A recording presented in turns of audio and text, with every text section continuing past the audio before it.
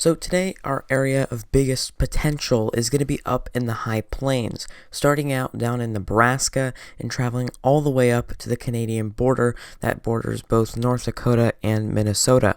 The surrounding areas will see marginal threat with that, but our other area of potential is down in Virginia, North Carolina, and South Carolina.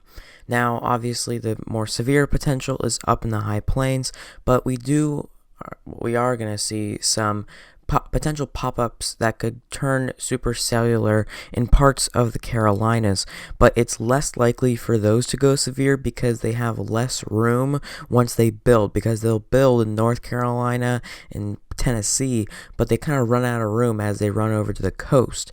But the ones up in the high plains actually have a little bit more because they're starting out in Montana and Wyoming and traveling, and they have landmass for as long as they want to go for. Temperature-wise, it's looking exactly the same as it was yesterday. A lot of the same temperatures are entering the same areas. The only difference is we see with that rain potential in Montana, Wyoming, and Idaho up there, we just see some cooler temperatures. And then another noticeable difference is in the water temperature up in Maine. It's a lot colder around there than what it was yesterday. So it might be a chillier day in the water at the beach if you're up there in Maine. But it looks like across the rest of the country, most of the temperatures stay roughly the same. And something cool that's going on, we are seeing the first bits of that Saharan dust start to travel in to the Gulf, so that might affect some of your sunrises and sunsets over the next, I'd say, week or so. Everyone's going to have a lot of great sunrises and sunsets everywhere, I'd say, from Texas clear up to maybe Nebraska and over to Wisconsin. So if you would split the country in half, our majority of the eastern portion of the country is going to be affected by the Saharan dust, allowing for great sunrises, great sunsets, and it might even keep your temperature up there a bit, which will stop storm development. So the afternoon is whenever the first storms really start to initiate. You could see in North Carolina and South Carolina some itty-bitty cells starting to form, and that's what we're going to see. We're not going to see these big-time storms with tons of rain going through there.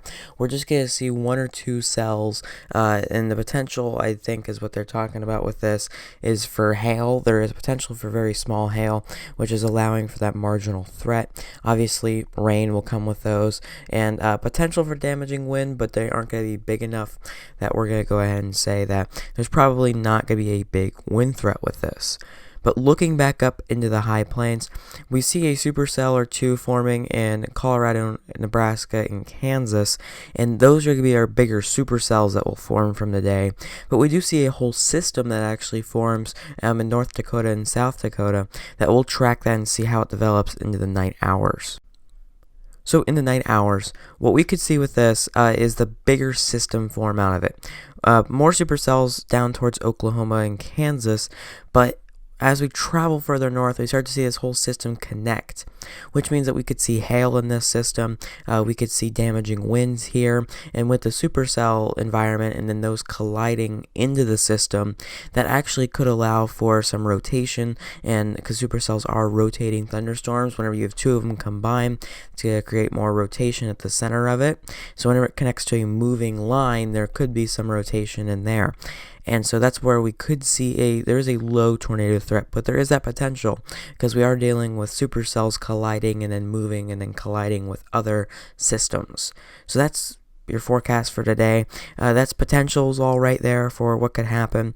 It's going to get the worst time for these is probably going to be roughly dinner time, and then traveling to the nighttime hours, we'll see more of a linear fashion, which means our biggest threat in the overnight hours could be potentially heavy rainfall, which could lead to flash flooding, and then potentially damaging winds. So thank you so much for listening to this Thursday forecast. We hope to see you back tomorrow for the Friday forecast, and then check us out Saturday morning for your whole weekend forecast.